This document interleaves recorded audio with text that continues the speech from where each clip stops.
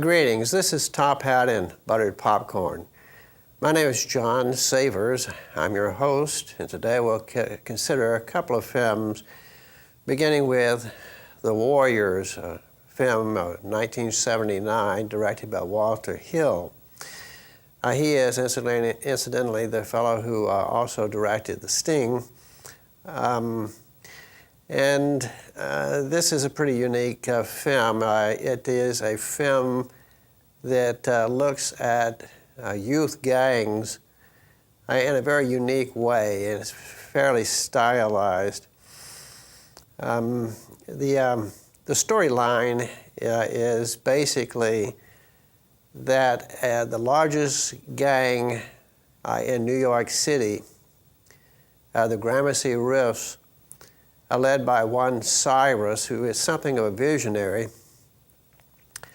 has called for all the gangs in his network in the city, totaling, I think, over 120, thereabouts, to send 9 representatives, non-packing, armed, and there would be a meeting on his turf in a park, and he had a message he wanted to deliver, and the sort of heroes of this film, the group protagonists, the Warriors, who had their turf in Coney Island, decide to go. The Warriors are led by Cleon, played by Dorsey Wright, and includes Swan, played by Michael Beck, Ajax, played by James Remar, and Cochise, David Harris, and Rembrandt, and a number of other characters, totaling about 9. They use the subway to get to their location.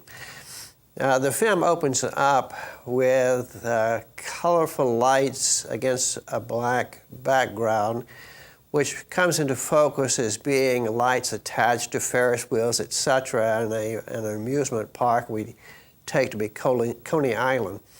And from there, we follow the Warriors toward this meeting.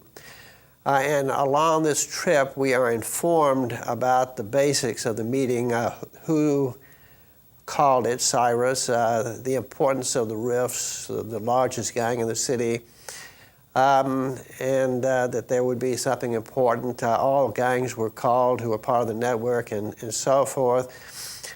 They were curious, and they decided to go. So they do, and they use the subways, and there are different shots of New York City that are kind of interesting.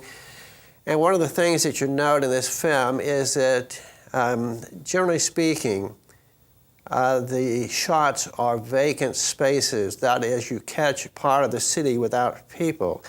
And it is kind of suggestive, I think, of the isolation of the Warriors themselves as they head to this location far from their native land, as it were, Coney Island. And incidentally, there is undoubtedly a tie-in with the Odyssey itself, Homer's Odyssey. But at any rate, they do arrive, and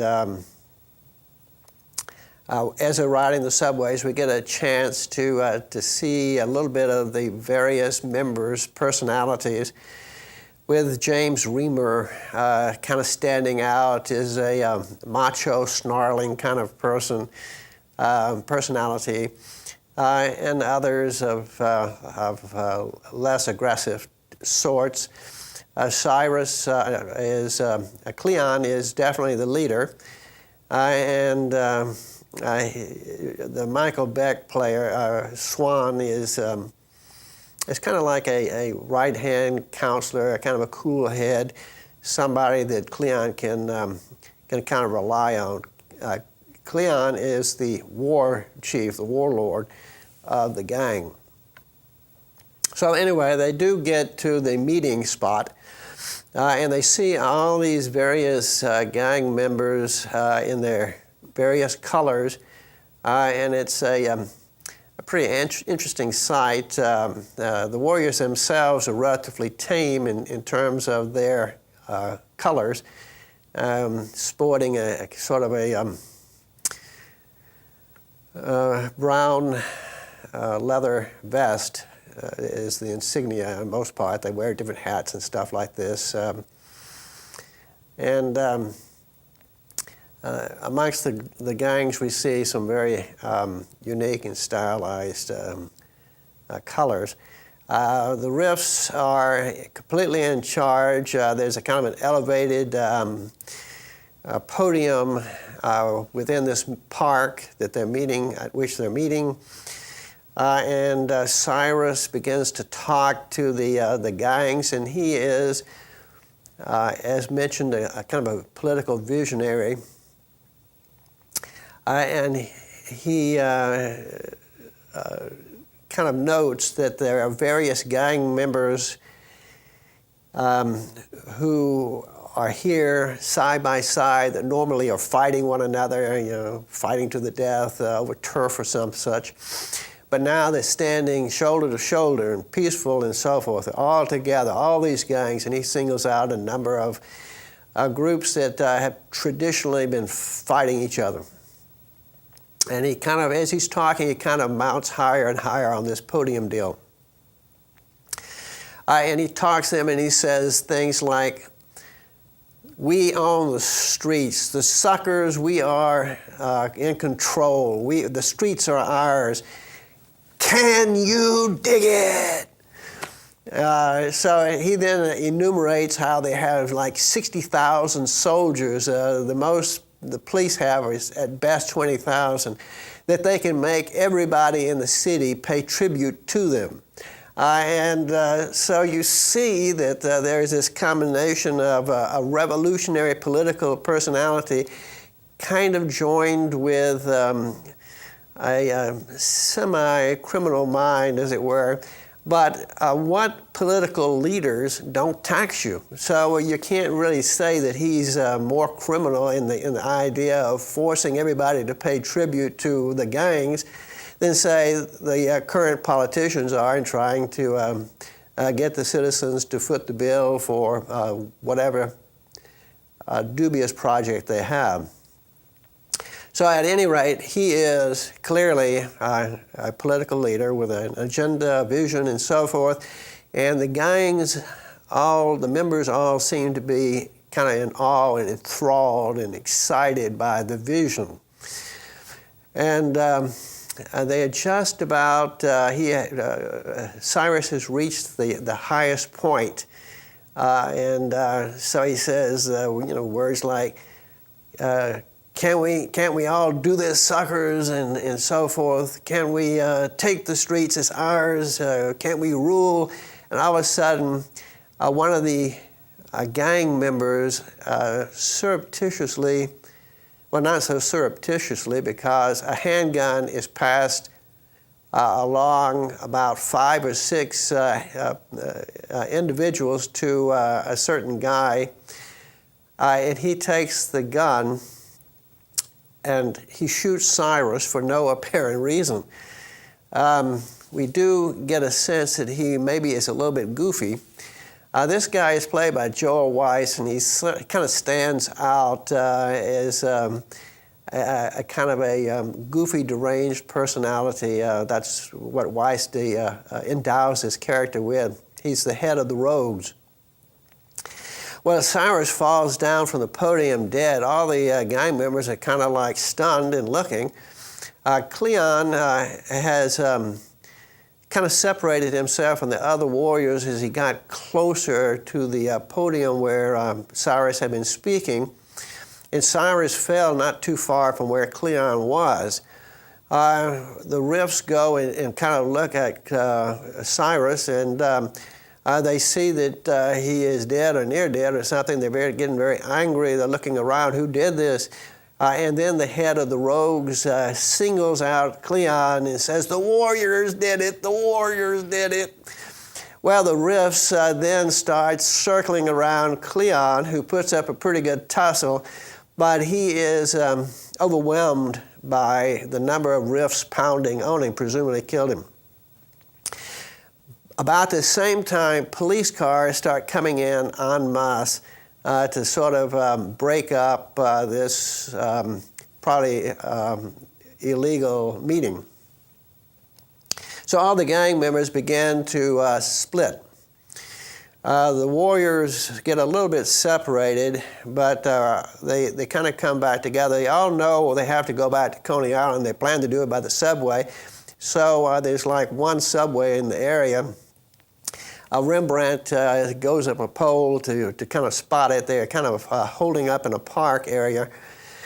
There's some dispute between Ajax and Swan over which one should be the warlord, so to speak, of the gang in the absence of Cleon. And the other gang sort of back up Swan, who seems to have been fingered for this task under these kind of circumstances by Cleon himself. So they begin to think about going back. At this point in time, they figure the main problem is the police. They have to kind of dodge the police. They don't know that they've been fingered as the assassins, but it does not take a whole lot of time for them to figure out that they have been fingered. One of their gang members kind of brings that bad news to them. And so they figure they're going to have to fight their way back to Coney Island. So they start making their way to the subway. The Riffs use a DJ played by Lynn Thigpen. You don't ever see her except for her mouth. And she's putting out the word that she had a little term like bopper or something like that. Okay, boppers, here's a new message. We got some unruly people out there. They think that they can get away with a crime against the Riffs. Man is down. These people did it. And she said, I got a little piece of music here from our chief, from our good friend, the Riffs, for you, warriors. And then she puts on the song, nowhere to run, nowhere to hide. There it is. The word had gone out to the Riff network of gangs that the warriors were renegades, more or less, and had broken the peace, and they had to be punished. So the rest of the movie involves this attempt by the warriors who are innocent to get back to Coney Island where they could feel safe, and the various gangs that they meet along the way. They meet one gang that is on skates, another gang that dresses up in baseball uniforms and carry bats and face painted in various ways. Another group looked like the wild ones from the Mad Max Australian movies, riding around on a bus. And one was not even part of the network, and they were called the Orphans, suitably. Now, when the warriors do encounter the Orphans, which is pretty much early on in their attempt to get back, they also encounter the introduction, shall we say, of significant femininity. This is the Deborah von Valkenburg character, who plays someone named Mercy. And you don't really see her, you hear her before you see her, because the warriors, led by Swan, Michael Beck's character, are negotiating with the leader of the Orphans, played by a guy named Greco, when all of a sudden, and things seem to be comfortable between the two. The Swan makes plain that they're looking for no trouble. They just want to pass through. And the orphan leader, seemingly ready to do this, agreed to it. Since Swan has been more or less respectful in his approach and so forth. And then you hear this female voice in cheep, cheep, cheep, words like that, that kind of the chicken sound with that same connotation. So she comes into view, and one warrior said to another, "You know who that is?" The other one says, "Right, trouble." So anyway, she kind of intrudes into it, and she is kind of interested in the warriors because they seem to be, I suppose, more of a happening group, more macho, more on the move or something. And I think she probably, although she trades barbs with Swan quite a lot, I think that she has him particularly in the back of her head. Anyway, she kind of tags along, and they are kind of fighting the way and stuff like that. And they get separated a little bit, but she almost is like stalking the warriors, I think, again, because of Swan and interest there too. Now, one of the groups that the warriors meet up with, and they do get separated, and James Remor's character, Ajax, gets nailed by a flat-foot floozy in the park, and the others kind of get separated. And one small group runs into an all-female gang called the Lizzies, and this may be a little bit avant-garde for the period. But at any rate, they proved to be the most lethal of the gangs that the warriors had to deal with. In this case, only 3, including, I think, Cowboy, Rembrandt, and maybe Cochise. But at any rate, these 3 barely get out get out alive. And they do rendezvous again and meet up with the rest of the warriors that are left. And they finally make it all the way back to Coney Island, where there is a kind of a denouement, because the Riffs still were after them. But the Riffs got word from an eyewitness that it was the Rogues leader who shot Cyrus and not the warriors.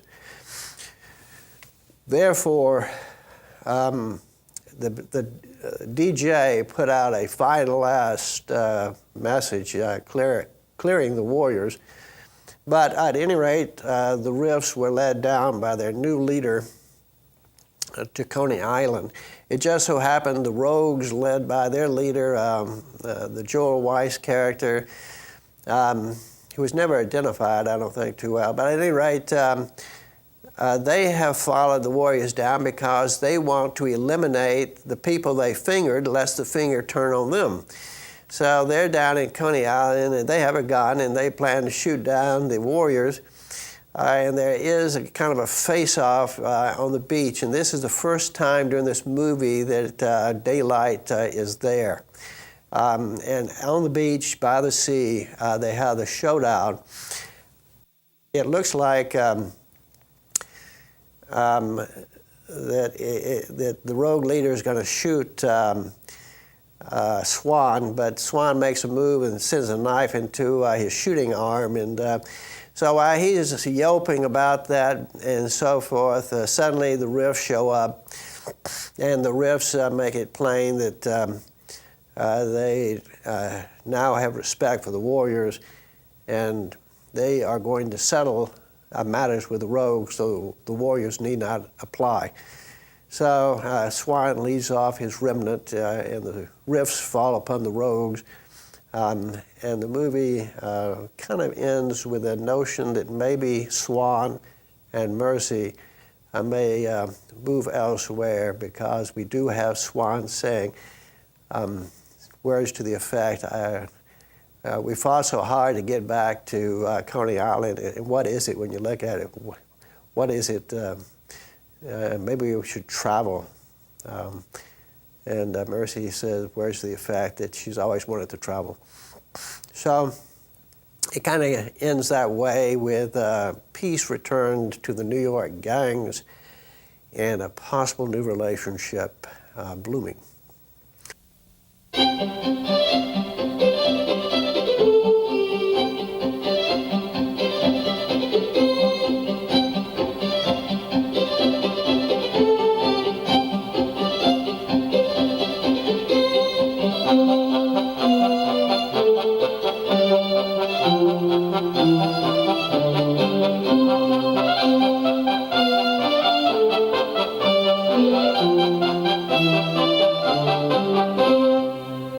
The old proverb warning against wine, women and song has taken on new spiritual momentum. Sex, drugs and rock and roll is the modern cry of a rebellious youth. Satanist Aleister Crowley has indirectly influenced many leading rock groups, including the Beatles, the Rolling Stones, Led Zeppelin and Ozzy Osbourne, who even wrote a song about Crowley. Today's music industry commercializes satanic themes without concern for the souls they seduce. Even those bands who promote hardcore Satanism deny that they are Satanists, but admit that Satanism sells and that they are simply giving their fans what they want to hear. Many bands get their ideas from horror films and videos, which explicitly depict satanic rituals, death, murder, and cruel tortures. Evidence shows music laced with satanic overtones has played an important role in the lives of many of the teenagers who have been convicted of satanic killings. I see a lot of them that are getting involved in it, and it started out with the music, you know, not all rock music, mostly the things like the black metal or speed metal type things, where they have the heavy satanic type overtones to the music. Your groups such as Venom, Slayer, Merciful Fate, these are bands that will blatantly teach these kids various occultic practices.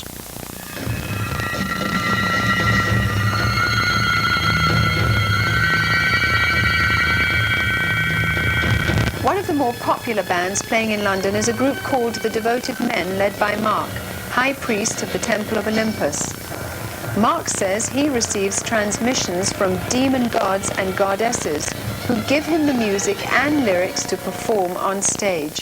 Very frequently there's this otherworldliness about the words themselves. It's almost as if we're not writing the words, but we're just, our hand is performing the action, but it's not our mind.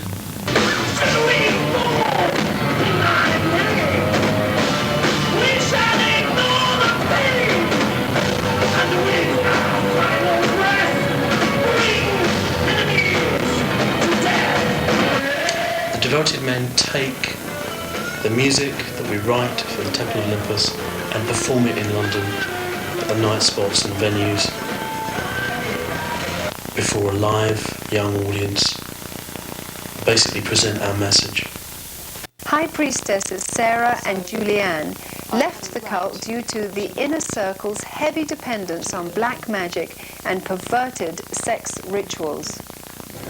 The idea of the Devoted Men, which was the band that they had, was another way to try and get world domination. They thought that by being a successful rock band, that they'd get the money to go to the States and open up an enormous, complex religion over there. When you first joined the Temple of Olympus, you'd attend an outer circle meeting. And from going along to that, you wouldn't realise what was really going on in the Temple of Olympus at all, because that's only witnessed by the inner order. You'd be offering flowers and wine and reading out poetry, and everything would be very sweet and very lovely. In Britain, we are seeing from the recruitment programs that we are watching and from the contact magazines that we have, that what is being advertised and what is actually happening in the coven are two different things. We were told to use whitewash liberally and to cover up any signs of any shades of black magic at all that were in the inner order. And there are many other orders who put on this front of being fairly innocent, But actually when the people are involved and initiated, they see that they're being trained into prostitution, in pornography, as well as into Satanism itself as a religion. Whoa! That's it, folks, a wrap. We're out of time again. This is Top Hat and Buttered Popcorn. My name is John Savers. I'm your host. I do appreciate your tuning in. Hope to see you again at our next Top Hat and Buttered Popcorn.